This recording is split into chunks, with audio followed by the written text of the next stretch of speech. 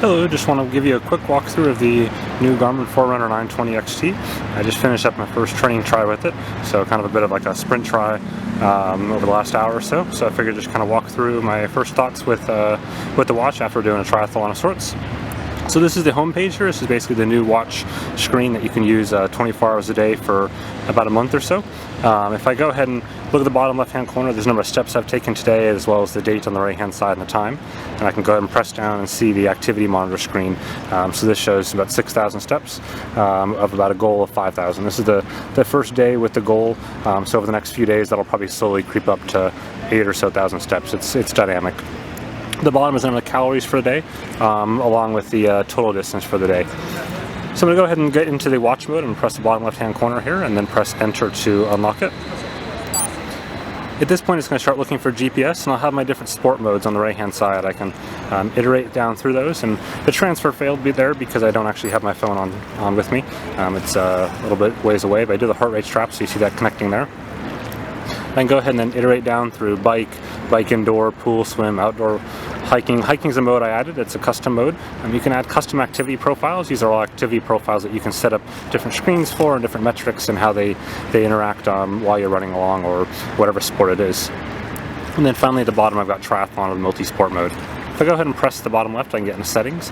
This will show me my activity settings for the triathlon mode, but I can go ahead and go down into history, for example, and I can press that and I can look at the activity I just did.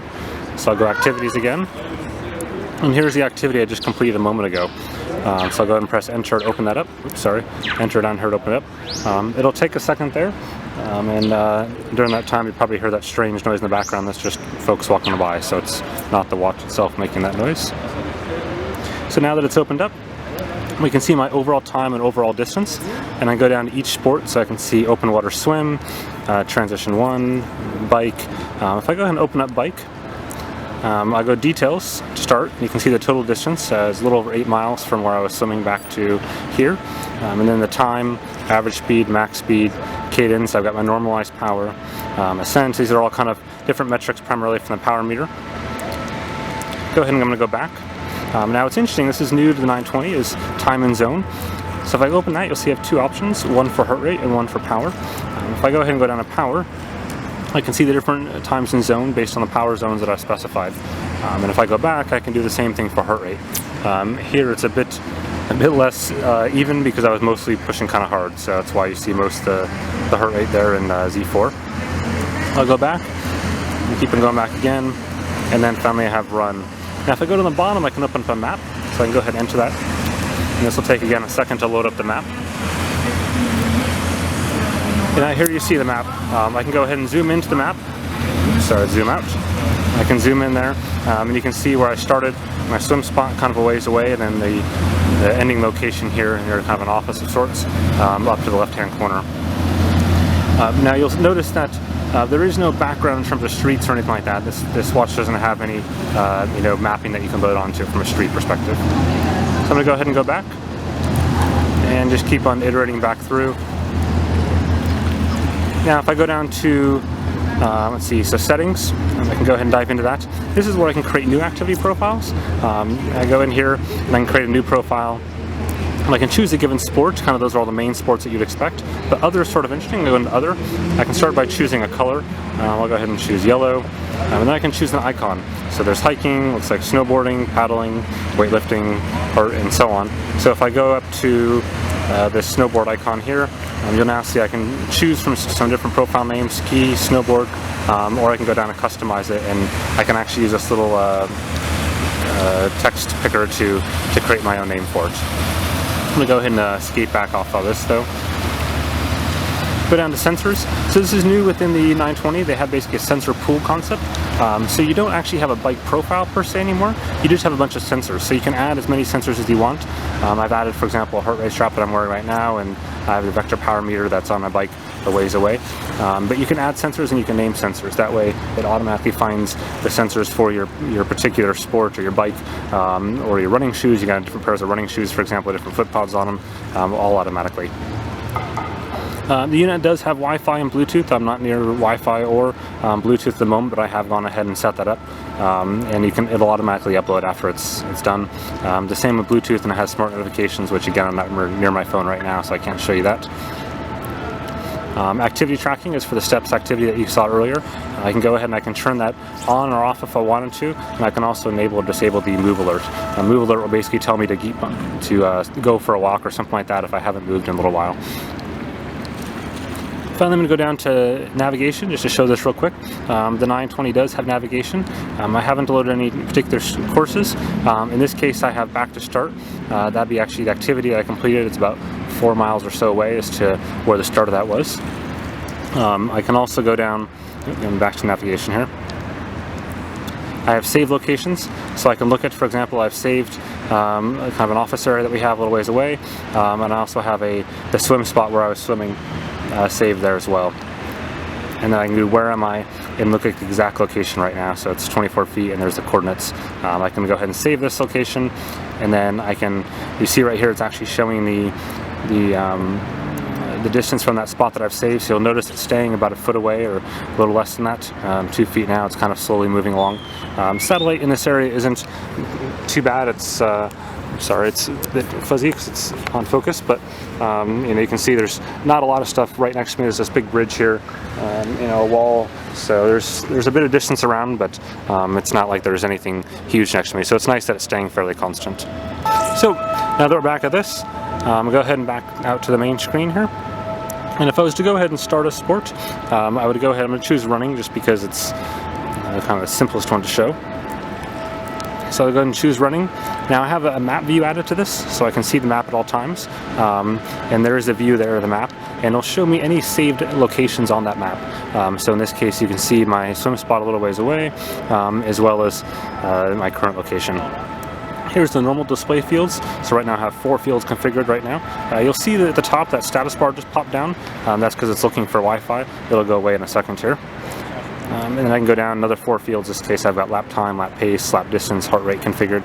And the same for a 2-field display, heart rate and heart rate zone. And then back to the map. You can customize all these fields. You can have 1, 2, 3, or 4 fields, and you can have multiple pages that are all customized. So back to the home screen. That's kind of a quick tour of things. If you look, here's what it looks like in terms of thinness. It's a fairly thin watch. It's not too thick at all, and it uses kind of a similar band to what you see for the Forerunner 620. And you can go ahead and change out the band and get a quick release for it if you want to use for triathlons. So that's the kind of quick preview from the outdoor standpoint. We'll go ahead and go inside now and look at the stats on Garmin Connect for the actual little miniature triathlon I did. Okay, so now that we've gone ahead and wrapped up outside, we'll go inside and look at the activity file that was generated. It goes on to a site called Garmin Connect. That's Garmin's free training log site. That's good for any of their devices. And they've just introduced a new multi-sport view the same day they announced the 920XT. So you see that here. What we've got on this first page is an overview of the entire activity. So we have the kind of the different layers here that you can see, the different tracks for swim down in the corner, bike going all the way across, and then run up here. I did it kind of as a point-to-point triathlon. Down at the bottom, we have elevation of the overall track, and then we have a heart rate for the overall track as well. We'll go ahead and we'll go through each one of the different activity segments. And I just do want to note that while you see the temperature and that little sun icon there, along with the humidity, that's actually not from the 920XT, but from a local weather station nearby. That data is automatically sourced and pulled into activity. So the 920 does not record any weather information directly. So first we've got the swim. What you see is I started and ended in the same place here, and I swam upstream along the upper portion of the river, and then I went ahead and crossed over and came back down again. Now it's a bit jagged, but that's fairly normal for most open water swim devices that are captured on the wrist.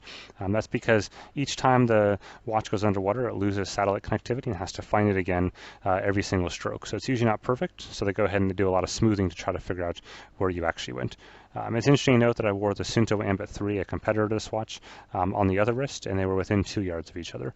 And they were all very close to the actual distance that I swam, which I put a GPS on the back of my swim cap to measure.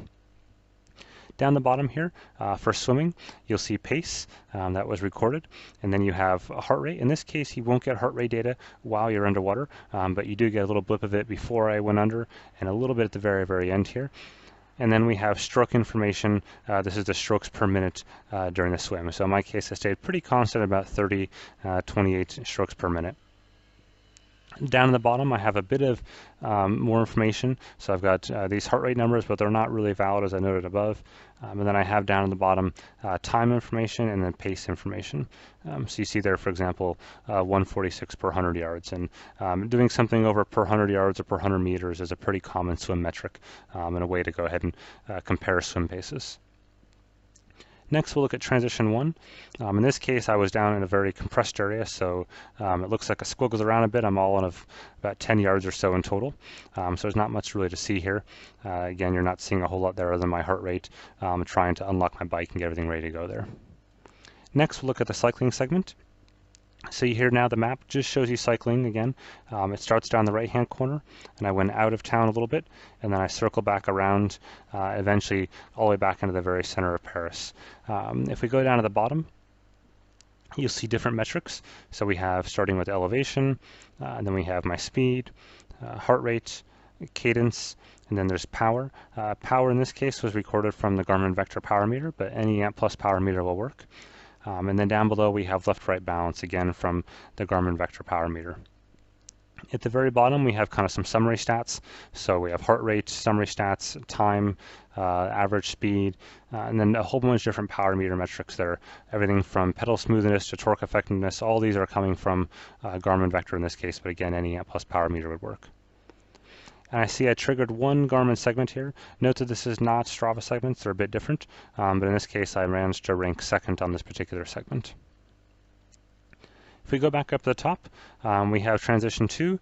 In this case I just went into the building, I dropped off my bike and ran back out again, so it was only a minute and 45 seconds. And then we're off onto the run. So in my case, the run, I did kind of a bit of a strange little loop here.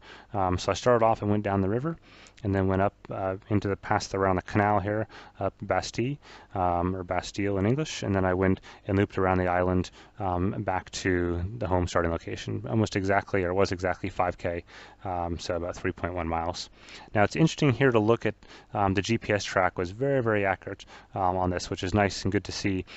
If I zoom in a little bit, you can see where I went around this block of trees. It tracked perfectly right there. If I zoom back out again and look at when I went over the bridge, you'll see that it's precisely where I ran across the crosswalk and then out over the bridge. And the same was true up here when I went around some bocce ball courts. You can see this little bump right there, and it's only maybe a 6 to 10 foot bump around this, but it's nice to see it tracked exactly on the path. It wasn't out in the roadway here, it wasn't in the buildings, it was precisely on the path everywhere I went. I'd say probably one of the most accurate GPS routes or tracks I've ever seen from a GPS device. That's good. Going down the bottom, we've got the different metrics for running. So again, kind of the same: elevation followed by pace followed by heart rate, and then we have cadence. This comes from the HRM run strap that's included in the bundle, but it would also come directly from the 920XT if you had that device without the heart rate strap. So it comes from the wrist. These bottom two metrics are part of the running dynamics as well. So we have vertical oscillation and ground contact time. So both of these metrics come just exclusively from the HRM run strap. So you wouldn't see these if you didn't have that strap or weren't wearing it. And then finally down at the bottom, we have the same summary stats for heart rate, timing, elevation, and then running dynamics. You'll also note if I look at the splits menu here, in this case I had an auto lap set to go ahead and do a lap every single mile. So I have the splits for those, and you can see the first lap, or first mile was 6:34, then 6:18, 6:25, and if I look over to the right I can see the distance at 1 mile for each of them right there, and then the average pace on this column, and I can go and look at different stats like average heart rate, cadence, vertical oscillation, etc. So that's kind of been an overview of what the data looks like once you get it uploaded to Garmin Connect.